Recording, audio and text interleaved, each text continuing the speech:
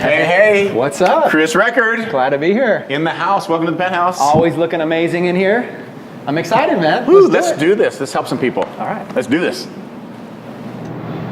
Welcome to the Entrepreneur Show. I'm your host, John Spencer Ellis. Woo! Chris Record in the house. What's up? What's happening, brother? Glad to be here. This is so fun. Chris is a good friend and one hell of a smart dude. And he's got an interesting story, and you are going to learn a ton, be entertained, and have a mind-expanding experience. Are you ready? Here we go. So, I know you used to hold this story before, but for the viewers who have not heard the story, tell just the Reader's Digest version of the TP story. The TP story. The TP I want to story. jump right into it. Okay, so most people are born in a hospital. Occasionally people are born at home, so they have kind of a cool home birth story. Well, I was born in a teepee, like literally inside of a teepee in the woods in Ashland, Oregon. My parents were hippies at the time. They were on a big kind of hippie retreat, a rainbow gathering up there, and it was like a summer solstice, so the entire group that they were with had gone off to another location, but my mom was too pregnant to go. And so that night, while everybody's gone, was the night I chose to go into labor, basically, and come out. And so it was just my mom, just my dad, inside of a teepee, no midwives, no friends, no doctors, no support, in the middle of the mountains. And literally, they gave birth themselves. No medication, no drugs, no anything. And around dawn, I came out, and my dad actually carried me out of the teepee. And in that kind of Indian, frame that they were in, they decided to give me a name on the spot with what they saw. So he went outside, and it was dawn, so sun came out. So the first part of my name was Sun. And then the second thing was baby falcons were born in a tree right next to us. There was like a dead tree, little chirping, little baby falcons. So my dad held me out and named me Sun Falcon.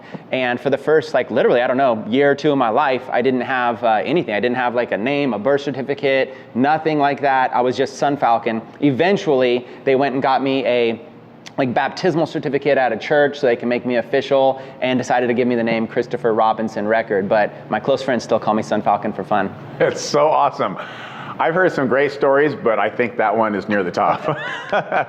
And so, obviously, a lot has happened since the Sun Falcon days. What's interesting is, as I've been interviewing guests for the show, is that they all have a tipping point in their life, a self-imposed pivot, not because they saw a business opportunity necessarily, but something that happened where they said, from this point forward, I will forever be changed.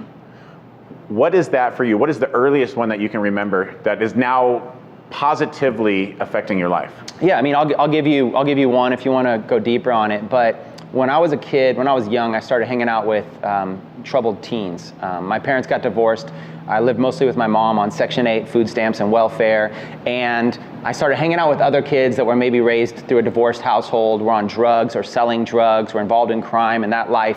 And so I started drifting from a straight path of school to a path of cutting school, ditching school, getting involved with the wrong types of activities. And to summarize that part of my life, I went to 12 different high schools and got kicked out of most or withdrew from most. And out of those 12 high schools, I didn't graduate at all. I only graduated, I didn't even graduate ninth grade. So that path took me down a road of no self-belief in myself, no worth. A lot of me and my friends just thought, are we even gonna live to be 18 years old? Most of my friends were getting locked up, dead, overdosing, involved with drugs, or just literally no hope in life. And what happened was one day I got arrested, and it was nothing too crazy, but it was pretty bad. I got locked up for 2 years. The first year was in juvenile hall. The second year was in a rehabilitation center for teens, kind of like a boot camp program in the ghetto of West Oakland, and I was there for a year. When I got out, in that time I had a mentor, and that guy said, hey, listen, if you want to change your life around, you got to follow these steps. But no kid wants to listen to some adult tell you how to live life, okay? Especially not a rebellious teen. So I'm 18 years old, getting out. I was in from 16 to 18. And he said, listen, just trust me. If you go back to the same place and all your friends that say this and do this and try to do this and do this, if you recognize this, then just say this line in return and go. And anyways, everything unfolded just like this mentor said that it would. All my friends just wanted to get me drunk, wanted to get me high, wanted to go party, wanted me to get right back in that scene. And I decided in that split decision I was going to follow this mentor. I decided I'm just going to give it a try. And I left my friends, moved to the opposite side of town, and decided to start over my life. And that was when I was 18 years old. And I look back at, that's not necessarily the start of the entrepreneur journey, but that was the start of the fork in the road. That one path leads to friends overdosing, friends getting locked up, in and out of the system, friends getting into a deadbeat life going, there's no hope for me, there's no future for me. Or there's this other path that says, you could be a trailblazer and you could do something different. And that path, that pivot for me, if you will, was the most important decision I made in my life, because I essentially got my life back. And unfortunately, most of my friends didn't. In fact, out of this handful of about 20 of us, only about half of them are still alive. And out of the ones that are still alive, most are locked up, and there's really only 3 of us that even made it out of that. And it's just crazy to think back. But to summarize how that took me to entrepreneurship was, when you're a high school dropout and you've got no education, you've got no job experience, you've got no skills, the job world doesn't have a lot to offer you. And so what happened was I came across an opportunity to do commission-based sales and start selling things and earning commissions. And they didn't ask for a resume, they didn't ask for a high school degree, they didn't ask for any of that. They just said, if you come and you have ambition and you have heart and you're motivated and you're inspired, then anything that you want to achieve is possible here. And I took that route of getting into sales, and that showed me that no matter what my past was, it's not going to define my future. So at a young age, literally like 18 to 21 years old, it did take me a few years to break some of those bad habits and mental cycles that I had in my mind, but with enough discipline, enough persistence, I broke into a new career of entrepreneurship and realized, wow, I'm so thankful that my life had this crazy experience to put me on a different path, not only to be able to make unlimited resources, time, travel, money, freedom, but also to be able to inspire others through my story. If anybody out there's broken, if anybody out there's made mistakes, that it's okay. You can turn things back around in your life, and you can live an even better life than you've ever dreamed. I'm just thinking, that's so powerful, holy cow. You said, based on the experience I had and being a young person, sometimes you revert back to some of those habits, even though you know what is right. We've been friends for several years now, and I see you now walking a super straight path. Like, every time I see you, you're drinking bottled water or like herbal tea. Hot tea, baby, And hot tea. I know, which is great, that's cool. Are there any experiences now where you have to go, nope, I'm gonna walk this path? Do you find yourself now, based on how you lived your life when you were younger, because you had some pretty crazy experiences, where that pulls you in any way and tries to divert you from what you know is optimal? Do you have a battle going on at all? Yeah, I think so. I believe that there's a certain group of people out there, maybe you can relate to me if you're in like this, but we're extremists. We do one thing over here extreme, and if we stop doing that, we're gonna replace it with another extreme thing.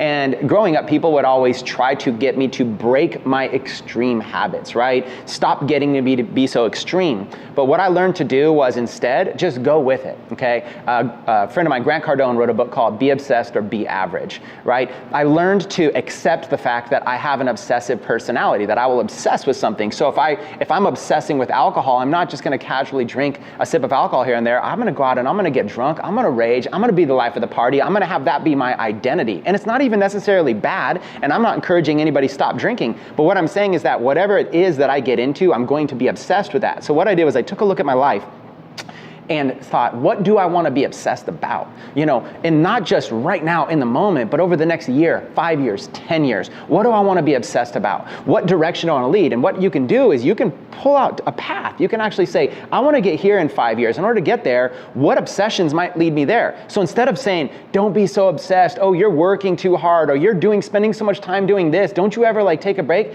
Listen, if you have an obsessive personality, instead of going against the grain with it, that's difficult. You know what? Go with the flow and just trade your obsessions. Like Grant Cardone talked about, he traded the obsessions of his obsessions for drugs for an obsession of success. And you can trade your obsessions for good obsessions. And listen, being obsessed is okay. Go look at any professional sports player, right? The NBA playoffs, for example. Look at LeBron James, one of the most obsessed basketball players in the world, or Steph Curry on the opposing team.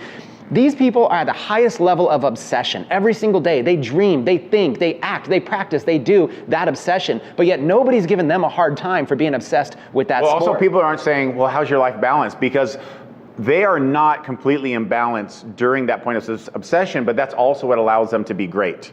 So I think it can ebb and flow. And there's another, I think we're saying the same thing. I always say that motivation is overrated. Action is often underused, but people are motivated often quite a bit, but they're motivated to do the wrong things.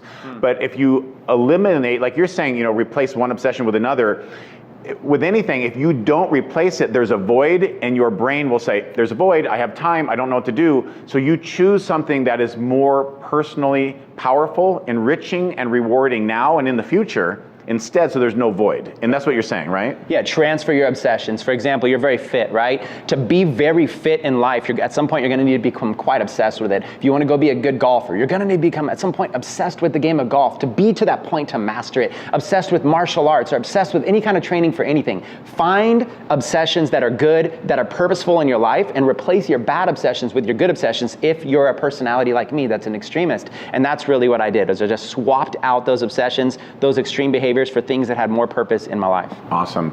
You guys, hang on a second. We're going to take our first break. It's really brief, so stay with us. When we come back, Chris Record is going to talk about how he's turned those obsessions into millions of dollars, and he's able to help a lot of people, including the autism community, which I think is very, very cool. So stay with us. Hi, my name is John Spencer Ellis, and I want to help you reach all of your personal, professional, physical, and financial goals. You have greatness within you. And sometimes you just need a coach, a trainer, and a mentor to help you realize your full potential. Since the age of 12, I have immersed myself in the study and practice of maximizing human potential, physically, mentally, personally, professionally, and financially. I believe you and I have so much to offer, to experience, and to give to the world. It's time for you to step into your brilliance and shine like you're supposed to right now. I invite you to learn how I can help you reach your goals and dreams. Thanks for your time. All right, welcome back to the Entrepreneur Show. I'm John Spencer Ellis. My guest today is Chris Record. In this segment, we're going to talk about the various big steps. I know there's a lot of small steps that you have made in your entrepreneurial journey. So let's fast forward a little bit. Talk about the 2 or 3 big things that have made the biggest difference and you've also enjoyed the most. Okay, yeah. So when I got started as an entrepreneur, I really got into commission-based sales. I made a little bit of money. I got some belief that was good. My first sort of 5-year stint of education came from network marketing. I joined a couple of different network marketing companies, and spoiler alert, I didn't really make much money, but I got a great education, okay? Every single day they were encouraging me to listen to audios, to read books, to attend events, to go to these weekly meetings, to hear stories of success, to surround yourself with like-minded people. And that part of network marketing was a fantastic experience for me. The culture, the community, the belief that they would give you in yourself, expanding your vision, a bigger vision. Wow, if I really apply myself, I could potentially make a lot of money here. So about 5 years in network marketing, like I said, I don't know, I broke even maybe. I made some money, but mostly spent it. But I look at that as my schooling, right? Because I dropped out of school. So I really got this education of personal development. And I think this is important because what happens is when most people graduate either high school or college, what they don't realize is that they stop learning. Okay, people spend all this time learning. They can't wait to finally be done so then they can go execute at a job, right? Or get whatever career they're in. Whereas for me, since I dropped out, when I finally got my life back around, I started learning, right? After school, you start learning. That's when your actual learning experience begins. So I've just been on this constant and never-ending improvement trip since then. So the first 5 years of network marketing, I wanted to do something different. So I got involved in my own business, my own agency. I started up my own website design agency and search engine optimization.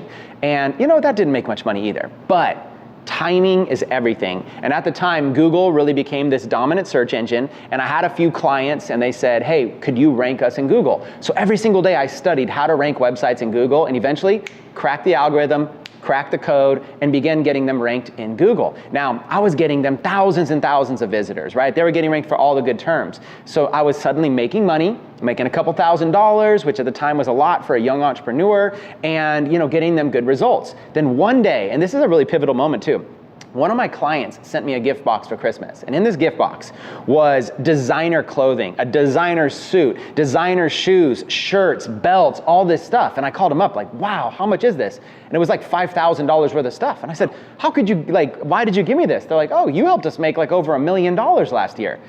And instead of being thankful, I actually beat myself up and I'm like, I charged them $2,000 to make them over $1 million. Why don't I be the client? So then I decided to start making my own websites and ranking my own sites in Google, and that was the smartest thing I ever did. My income started exploding. So here I am in my young 20s. My income grew to $5,000 a month, $10,000, $15,000, then over $20,000 a month. I started tasting success. I moved out and got a nicer apartment. I started working, I started grinding, I started putting in hours, and I'd found something that worked. And so from there, I shifted over the next 5-10 years. I always made a 6-figure income, shifting kind of from business to business to business. Then eventually people came to me and said, can you teach us? Right? My friends would come, can you teach us? So I started holding like little meetings in my living room with all my friends, teaching them how I was making 6 figures online. Eventually that led into me filming videos and selling courses for $100. I'll teach you everything I know. To eventually, so many people wanted it, like 5,000 people bought my $100 course, that I was like, that's $500,000. That I launched another one and charged a little bit more, and that made over $1 million. Then I launched another course,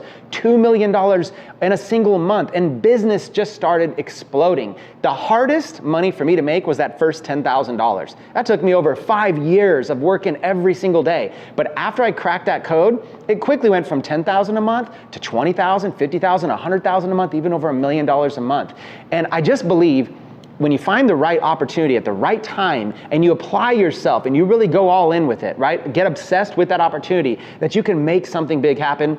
My entire career shifted and changed as a result of that. And I still do that. I still teach, I still train, I still mentor and coach and help other people. But now what I do is I tend to follow more of my passions. What am I more passionate about? If I wasn't getting paid, would I want to do the same thing? And eventually it becomes less about grinding and hustling to make money and more about finding passion and purpose in what you're doing. And now your passion and purpose also includes making the most ridiculously awesome videos on YouTube. And so let's talk a little bit about what you're doing, how you're doing it, why you're doing it. And then if we get a chance in this segment, we're also going to talk about your son and how those videos are helping make a difference. Absolutely. Yeah, I mean, what he's referring to is I wrote down a list of some things I was passionate about. Well, going back to when I was a kid, when I was locked up for a little while, a bunch of the people I was locked up with, they were all into freestyle rapping. So every single day we would just kick it and freestyle rap together and just beatbox and stuff like that. And I got a little bit good, never great, but I got a little bit good, and it was a way for me to get along in that community, right? In West Oakland, you know, kind of fitting in with a bunch of people out there. So I kind of was sitting down, I was like, man, you know what used to make me fun? Just freestyling all day, freestyle rapping. So I hired this videographer, and I hired him based on the fact he was a rapper. That was like, what's your credentials? You like to make rap videos? You're hired. That was like, he was really good too, don't get me wrong. But literally we just said, let's just make rap music videos. Now, I'm not trying to be a professional rapper. I'm not trying to go do shows. I'm not trying to perform. But I thought, what if I do something family friendly, no cursing? What if I do something that's like entrepreneur friendly? Stuff that I actually do. I'm not gonna rap about like guns and drugs and all this kind of stuff. I don't do that life. That's just not who I am. But I could rap about like business and entrepreneurship and making money online and helping people and elevating yourself and leveling up and gamifying your life and all these topics. And one of the first videos that blew up, we actually filmed at your place, you know, came over to John's condo, his penthouse, and came in here and basically filmed a music video. It blew up, hundreds of thousands of views. That's the one with Billie Jean in it, if you guys have seen it. Entrepreneur Got Choices. Yeah, you can find it on YouTube. Entrepreneurs Got Choices. In fact, if you want to, embarrass me, just go on YouTube and search Chris Record raps, and I'm sure you can find a lot of embarrassing raps I've done. But we made about, I'm obsessed. So instead of saying, let's make a rap video, I set a little bit more of a challenging goal. Let's make a rap video and release it every single week. So every week I would write a new lyrics to a song, I would go in a studio and record those, I would film a music video, we would release the music video and market it every single week. We did that for like 20 weeks straight, put together a whole album of 20 music videos, having a blast doing it. The thing is, it makes money too. People don't realize, like if you're delivering something of value out there in the world, there's lots of opportunities that are gonna come along with that. Find something you're passionate about, even if it's as stupid as making entrepreneur rap videos, because I have fun doing it. Well, you did one for ClickFunnels, the ClickFunnels rap. You guys have probably seen actually the homage to that in Russell's Facebook ads. Mm-hmm. And then also, but most recently, I alluded to it, but you have a son with autism. And also I want to emphasize something that's important. Because you've been successful as an entrepreneur, you've had the financial resources to get your son the very best treatment, education, medical services, everything, and now his functional ability has dramatically improved, right? Yeah. Dramatically. One of the benefits of being an entrepreneur, if you're watching an entrepreneur show, my guess is you probably are an entrepreneur, but one of the benefits is that you can dig the well before you need the water. And what happened was, in 2013, my firstborn son got diagnosed with autism. He lost his speech, he lost his eye contact, he lost his social skills, his behavioral patterns changed, everything shifted. And I was in a position, had passive income coming in, I was in a position to take that year off of work and focus fully on learning about autism and figuring out how to be able to help my son. At first there was a lot of pain, I had all this vision. One day I'm thinking I'm going to do all this stuff with my son. The next day I'm going, wow, he's got a different calling in his life. And then I had to go through this acceptance phase, from denial to acceptance, and go, you know what, I'm going to love my son regardless, right? Even if this doesn't show any kind of improvement. But then I'm also I'm a guy. I like to fix things if I can. And I said, okay, who can we hire? What can we do? What can be done? And we hired a couple therapists to come over every single day, like 40 hours a week. And we went through a lot of different therapy, a lot of different behavioral stuff, speech therapy, communication, and made significant improvement. My son was originally diagnosed on the very severe side of the autism spectrum, right? When you can't speak or anything, you're more on the extreme side, right? Severe. And now he's more high functioning, right? These are just titles, these are labels, and they are what they are. They're parameters of ability. My parameters of ability, the autism spectrum is very, very real. There's people all over it, and my son has regained his speech, his communication. He's able to play with other children now. He has made significant enhancements. So I've donated a lot of money to autism funds to be able to help other parents with children like this. I've raised money and even put together a rap video where I told the story of my son getting diagnosed with autism, what it was like to me as a parent, and then I related to a lot of other parents out there just as a kind of like a call to them and saying, hey, listen, if you're a special needs parent with any type of special needs situation, I know how it can be. I know what that pain can be like, and I know that that you can make through it, and you're going to be able to accept and love your children unconditionally. And I kind of put this anthem out there, and in its first 2 weeks, that video went viral and did over 1 million views in the first couple of weeks, and got a lot of exposure. Not all good. It's interesting, when your stuff goes viral, you put something out there with a positive message like, I love my son through his autistic journey, and you're still gonna get haters. I don't even know if you want to talk about that or not, but hater situation's real out there. So think about this, you guys. He did a video, and he shot a lot of it here at the Penthouse. Some of it was done at the Hard Rock Hotel in Billie Jean's suite. You've probably seen some of that stuff with Billie Jean. The rest of it was shot here, and it's about the truth about entrepreneurs having choices. And you would think people say, oh, it's all about money, it's not about that, and this matters more. You would think that people would say that, and some do. Then he puts out a rap video about a situation with his son, and that he loves his son, he wants to help his son, and something that is lending support to parents who are going through the same challenge, and there were more haters on that video. What possibly could they have said? That you're a loving father and that you help the community? I mean, what?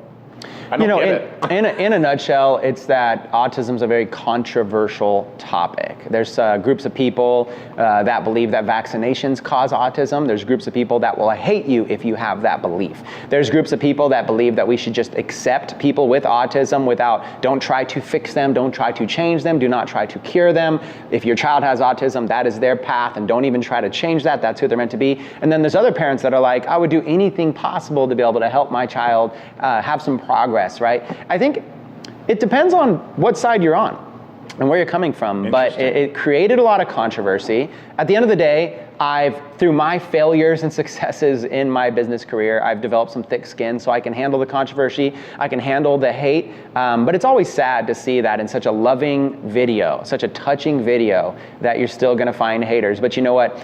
Put yourself out there, regardless of the hate. Don't be afraid of the hate. Don't have fear. You know what's bigger than fear is regret.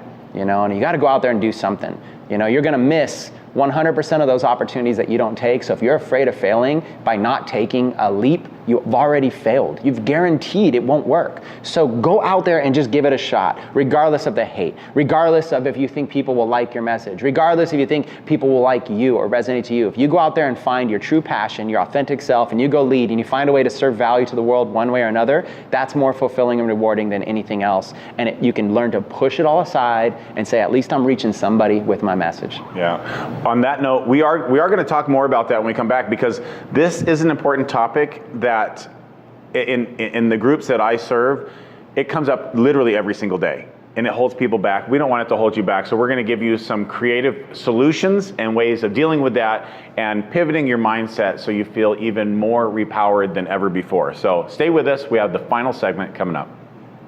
Hi, my name is John Spencer Ellis, and I want to help you reach all of your personal, professional, physical, and financial goals.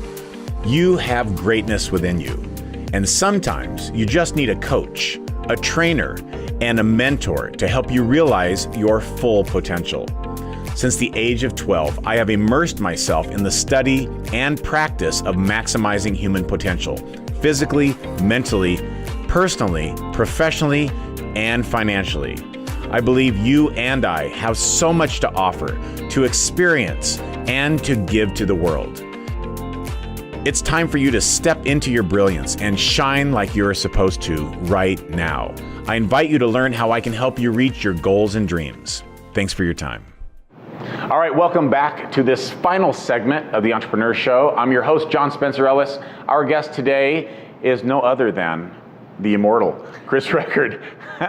And in this last segment, so we started in the last segment. Now in the final segment, we're going to go deeper into haters. They're out there. And you know, I'm just going to start with this and then turn it over to you. Think about this. If you allow a hater to hold you back, you're also doing a disservice to the people who need your information, who need your help, who need your programs, products, services, coaching, and mentoring. So you're letting someone who would never buy from you own some of the real estate in your mind, and at the same time taking money out of your bank account and denying people help. That's what you do if you allow the haters to influence you. And you say, well, let me start by saying this, that it's easy to say, don't let the haters affect you. Don't let the hate get to you. Don't listen to them. They're just anonymous. It's really easy for us to tell you that. But the reality is that it hurts when people don't like the things that you do. You spend all this time and energy to put something out on the internet just to be met with a lot of hate. Whether it's anonymous, whether it's hate from people that you know, whether it's hate from a customer who doesn't like the course or whatever it is that you put together, you're gonna receive hate in all different ways. And before I tell you about how to overcome that, let me have some empathy and say that it's difficult, okay? Some people are born with this super thick skin that it doesn't get to them at all. Some people are very controversial and they're ready to fight. You want to talk trash about me? Go for it. But there's other people that are people pleasers. In fact, I'm a people pleaser myself. And so everything I do, I want everybody to love it. And people tell me, oh, it's impossible to please everybody, Chris, but that doesn't change this inner personality that I have that actually does want to please everybody. So I just want to say, if you've dealt with hate in your life, if you feel like you've been bullied online, or if you feel like you've worked so hard just to be met with criticism, I know that it can feel tough. In fact, there's been days that I didn't even want to leave my house because I would just go in the world of reading comments and feedback and get lost in that, and it would really affect me. And so I'm not going to say it's easy to overcome the hate on the internet, but I'm going to say that it's worth it. And the reason it's worth it is because there's been times that I've wanted to retreat and escape and say, I no longer want to be a public figure. I no longer want to put myself out there, because no matter what I do, it seems like people hate it. But the reality is that perception is your reality, and 99% of people, 99.9% of people might love it, and 1% of people might be the ones hating, but they get your attention, right? They're the ones that suck you in and drive you in, and they're the ones, you're allowing them to be the tail that wags the dog. You're allowing them to change who you are as a person. You're allowing them to be like, maybe I should have done it differently. Maybe they have a point, or maybe this and that, when they don't represent the majority. And now think about it, like you could be like LeBron James, a basketball player. You could be one of the best basketball players in the world that plays every single day, all hard out. But he has like more haters than almost any other basketball player. So the more that you find your passion and you take a stand for something, the more that you go out there and you try to teach something or you share something, you're going to meet people that do not agree with that message. And the internet makes it easier than ever to anonymously attack people that you do not agree with, right? When I released an autism video, I get attacked by huge communities in the autism world of people that are saying that it's not right for me to encourage that people should try to cure their children or treat their children or encourage their children to go through therapy or anything like that. That's not right. And I got met with hate. When I dressed up as a funny character, Sunny D, in my rap videos and I created an alter personality, I was out there just having fun. But I got met with people that were telling me that I was racist or that I was doing culture appropriation. I was a culture vulture and all these different things. But really, I was just trying to be me and have fun and create something that I thought that people would like, right? I had no intention of going out there, but I was still met with massive amounts of hate. There was times where I would have entire groups of people that would go out of the way to try to ruin my relationships with my customers and do all this kind of stuff. And I could say a fancy cliche like, hey, if it doesn't kill you, it makes you stronger. But the reality is that it hurts. But failure does hurt. Show me a successful person that hasn't failed. Show me a successful person out there that hasn't had a business go out of business, hasn't lost their money once or twice or 3 or 4 or 5 times, or somebody that hasn't made a wrong investment, right? So listen, it's not that if it doesn't kill you, it makes you stronger. It's that instead of failing, we're learning. Okay, so when you do something and you look at it as a failure, look at it as hate, and look at all this, instead of looking at it as something that's bad, look at it as something that's good. What did I learn from that? What would I do differently next time? How could I be even greater? Don't retreat. Use that as an opportunity to advance. Look at it as a staircase, right? Or levels in a video game. As you want to level up your character, the levels are going to get harder. The more stairs you climb, it's going to get harder. So it is going to be harder to advance. But the whole point is to advance in the game, to level up your lifestyle, to gamify your life. And so the end characters, you're in Super Mario World, you got to beat that end castle, you got to go save the princess. It's going to get harder and harder and harder and harder every single time. But what's going to change is you are going to become tougher and stronger and smarter and wiser, and you're going to have more strategies, and you're going to learn more, and you're going to learn what didn't work. So instead of looking at anything as a failure, you looked as that way to beat that end of this game did not work. Now, let me advance, let me try it again. Let me try from this angle, let me try from this angle. And then eventually, you crack the code, you beat the level. And then you advance to the next level, you advance to the next level. And I assure you, one day, your friends, your family, and everybody's gonna look at you and say, well, of course you could be successful. I mean, of course you could make it.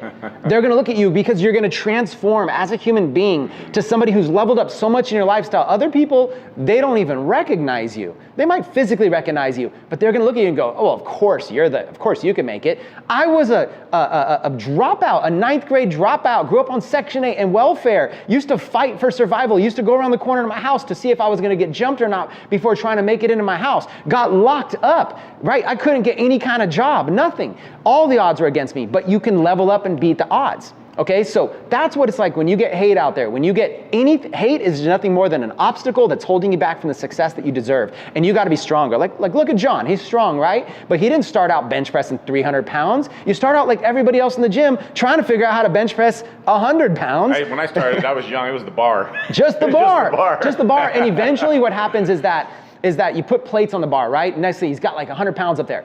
The weight doesn't get heavier. That weight is always 100 pounds. But through time, his muscles get stronger and it makes the weight feel lighter. Your problems, your haters, your fears, your worries are going to get lighter as you get stronger. And you may not get stronger physically with muscles, but you're always getting stronger in your mind, because what doesn't kill you makes you stronger. In essence, every single failure, if you don't retreat, you're going to advance and you're going to be better, and you're going to treat your life, treat your goals like levels and level up. Gamify your life, make it fun, find your passion, and don't let any of this stuff hold you back, because you're going to regret it. You're going to wish, you're going to look back and go, man, I had that opportunity, or man, that one dream that I had, that one passion. Don't let it hold you back. Don't live a life of regrets. Do something big. Like John's paying it forward, putting together shows like this so he can pay it forward and empower you. So if he's taking the time to make the show, and you're taking the time to watch the show, and I'm volunteering time on this, the only thing that's left is for you to execute on this and make your life better. Otherwise, why are we even doing this, right? So screw the haters, screw the objections, screw the obstacles, screw it all. Go for it. Do not live with regret, and just take massive action and make it happen. Wow.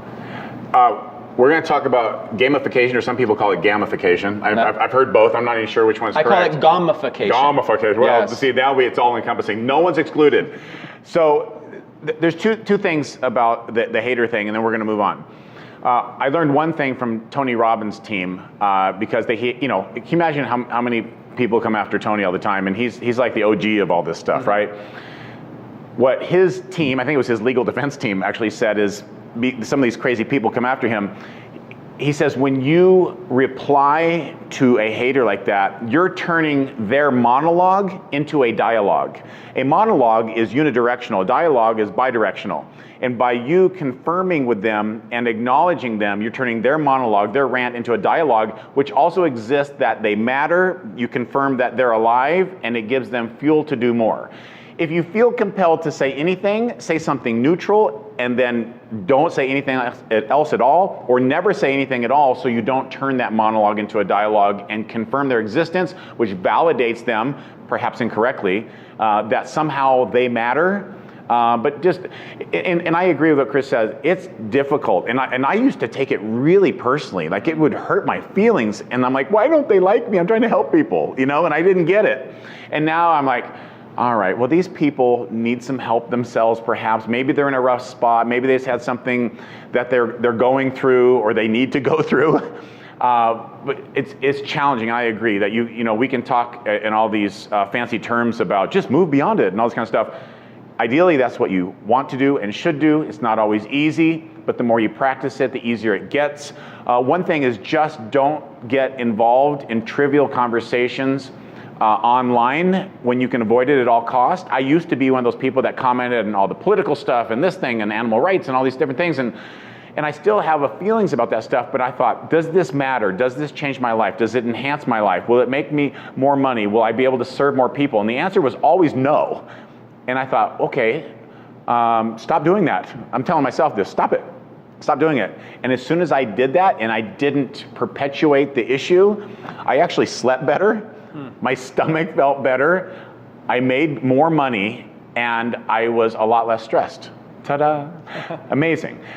So let's shift gears here. I want to talk about gamification, whatever you want to call it.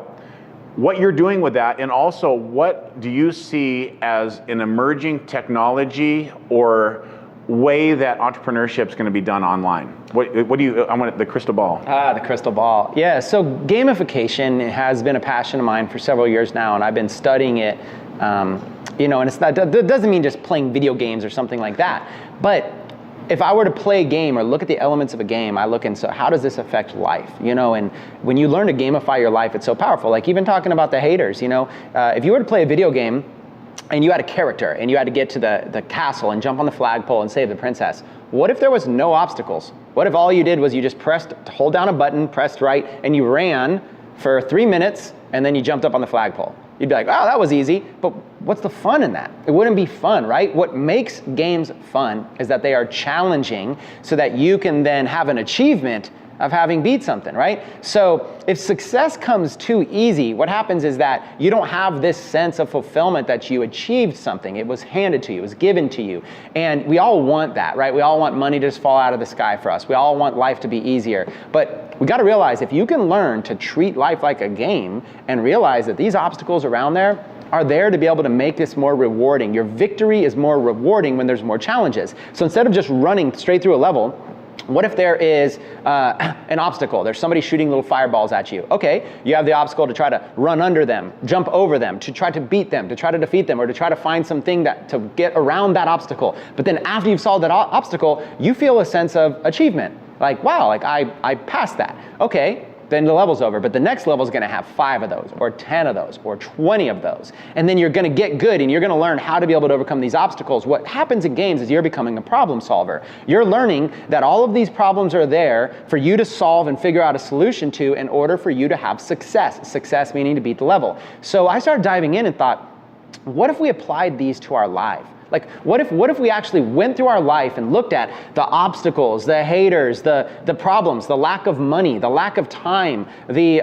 lack of belief, I've never done this before, so how's it even possible? All of these different things. And what if we looked at it like a game that says, okay, I'm ready to level up, but in order for me to level up, I need to beat this level, and this level's hard, right? And so if we learn to think of it like a game, games are fun. We don't play a game and sit there and go, oh my God, I hate this. Like, you'll go through some periods where maybe you feel like that, but you're gonna keep going because it's addictive and you want that success. So I encourage you, gamify your life.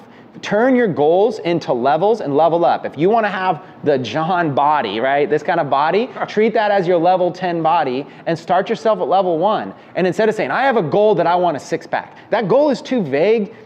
What does it even take to have a six-pack? Most people that want a six-pack don't even know what body fat percentage their body would need to be at for a six-pack to show. They just don't know. They don't know what to say, I want a six-pack really means a level 10 version of me has a six-pack. What steps need to be taken to be able to advance me there? And if you just go 0 to 10, it's gonna be too vague, too unrealistic. But if you say, okay, now that I know what it takes to get there, what if I go from level 1 to level 2? That might be something as simple as getting a Fitbit and walking literally, 5,000 steps a day. That will progress you to level 2. And now you're like, that was easy. And level 2 to level 3 might be something as simple as, a little home machine or a little home workout that just does a little bit of ab work and not enough to show anything. You're like, okay, then a level 4 to 5 might be changing just something minor in your diet or in the way that you eat to be able to start trimming a little bit there. But then as you get to level 6 and level 7, it will be hard. See, to go from 25% body fat to 15% body fat,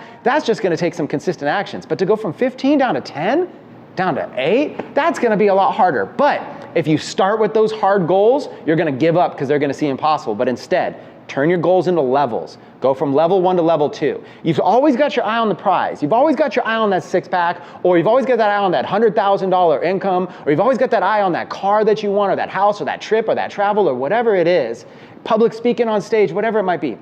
But to get there, it starts by getting from level 1 to level 2, level 2 to level 3. So if you took the time to literally sit down and map out what do those levels look like, reward yourself with some small wins, some small victories, level 1 to 2 to 3 to 4 to 5. And then start testing yourself. Now that you're problem solving and you're good at overcoming obstacles, let's throw some real obstacles your way and let's see if you can really commit to a proper diet that will actually start trimming off some food, or actually commit to the income producing activities that will actually put income in your table. No more messing around, time to get real. And that, when you do it this way though, it's fun. And if something is fun, you'll want to do it. If it feels like work or a task, you'll find every reason to go watch Netflix instead. Okay? So make it fun, make the process enjoyable, level up your lifestyle. What you're talking about, another way of describing that, when you have only a very large, long-term, lofty goal, is that the feedback loop mechanism is too long. Mm-hmm. So it takes too long for you to realize that I did all right. I reached my goal. And sometimes we lose the momentum, the energy, the inertia in that process because it's just too lengthy in duration. So you need, and what Chris is saying is the feedback loop mechanism is short. So you go, oh, I got it. I'm rewarded. I got it. I get another token. I got it. I get another present. And so the feedback loop mechanism, you can do that internally, externally, mentally, emotionally, physically, spiritually, any way you want. So it's kind of like micronizing the progress of your life. That's a fancy way to say it. Micronizing. Patent pending. Yes. Hashtag. All right. In our last minute here, I want Chris to tell us what he thinks is the future of business on the internet.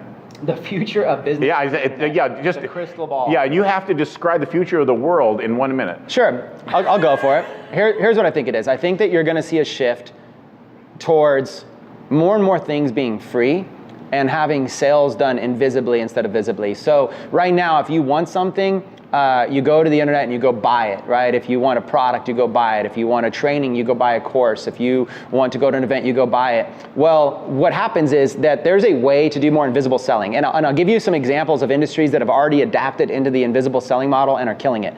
So let's take my iPhone. If I want to download an app, and use an app, whether it's a game or a business app or whatever it might be. The old model was I would pay. I'd go in the app store, and the free apps were basic, right? I wanted the nice app, so it was $2.99 or $10 or whatever it was, and I would pay for an app, and then I would start using those apps. Well, now if you go into these stores, what happens is the app stores, most of the good apps are free, and they have what's called in-app purchases. And so this is a fundamental shift in the way that we do business, where this business is saying, we can make more money if we give you the thing for free and then create little hooks inside of it that will make you want to upgrade, such as removing advertising or unlocking certain features that are in there, or what's called the sunken cost method, which is once you've invested a certain amount of time into something, you've sunk your time into it, then at this point it's like, gosh, this $5 purchase will save me 10 hours, and I'm already doing this. I might as well do it. It also creates a type of cognitive bias as well. I don't want to move away from this now because I've vested so much. It's exactly it. Like if you download a game, for example, you're like, I will not pay for any of these. This would be stupid. These are pixels on a screen. Why would I pay to dress my character different, or why would I pay to unlock something? But ask that same question to somebody who's played that game for 50 hours or 100 hours. Now to them, would you gladly pay right now $10 to save 20 hours of time? Always. In a heartbeat. So now, because you've sunk time or sunk cost into that, now you want to get something out of it. So what happens is the industry is moving towards a freemium model. Give things away for free, find in-app purchases. So an example would be, if you were looking to maybe create a course and sell a course, consider the option of maybe giving the course away for free and figuring out what hooks and what triggers can I put inside of the course to trigger some in-app purchases, and how can I develop a model that's invisible rather than the front end? Because by making it free, you're going to get a lot more people involved, you're going to have a bigger group of people to pull from, and you're going to make in-app purchases. Examples.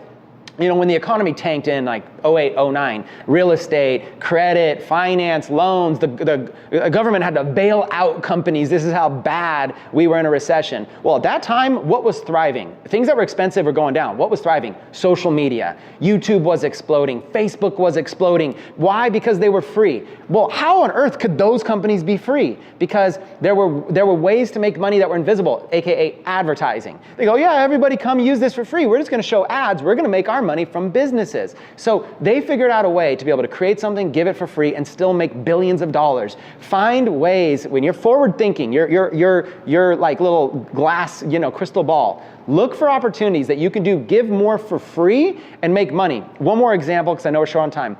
I created something called a 90-day challenge for e-commerce, and I taught people how to set up their own e-commerce business, and I gave them 90 days of videos every single day for free. And people's like, Chris, I would have paid $1,000 or $2,000 for this course, but I gave it for free. But throughout the course, there were things that they could buy to help their business, such as signing up for a Shopify store, downloading some apps. Here's another resource and a tool to be able to help that. And what happened was the whole thing was free, but generated millions of dollars of revenue. Not just revenue, but profit. So here's the power. The power is the future is finding ways to be able to give things for free. Heck, if you're a bar, figure out a way to give away free beer on Tuesdays. But what you do is you don't give away all your beer, you go out of business, but give away maybe one or two types of beer, aka there's a limit of kegs. You're going to get a huge line that's free. And do all a the free beer partnership with that beer manufacturer. With the beer manufacturer. Watch this. If John wants to go to your bar, he gets in there, he's like, yeah, the free beer. And there's 100 people in line, but there's this other line over here that says, hey, if you want to buy one of our beers for $7 or $10, you can skip right here and buy it. He's gonna look at the 100-person line and go, I'd rather just pay you $10 and have my beer now than wait in line. So what happens, you create all this hype, you drive everybody in, but your business makes more money, gets more impressions. You can learn to give things away for free and still make more money. That's what I believe the future is gonna be. Wow. One quick example of that is I know Neil Patel and Eric Sue, what they do is they'll find a competitor in their niche of SEO or some type of optimization for a website. They will create a similar type of software. Instead of charging a premium, they give it away for free, and then they use the lead gen to offer other programs and products and services on the back end. It's powerful. Yeah. Just find ways to be creative. The summary of that is creative thinking is going to win, because everybody's eventually going to copy each other, and there's going to be a whole bunch of copycats, but the creative ones are going to always rise out and do something completely different. Be innovative. because there was no point just creating more and more and more of the same thing. Be innovative, go do something completely different, and watch as you get everybody's attention. Yeah, and sometimes it's okay being second to market because you learn from the people who were first. Yep. It's okay. So you guys, I know that you want to learn more about Chris Record, so how can they do that? Hey, start by watching my corny rap videos on YouTube. Chris Record Raps. Once you get bored of those rap videos, you could always follow me on Instagram at Chris Record. When you get bored of my pictures, you could just delete me and block me. Thanks, brother. I appreciate it. All right, you guys, you have just experienced the Entrepreneur Show. That's Chris Record. I'm John Spencer Ellis. We'll see you next time. Thank you.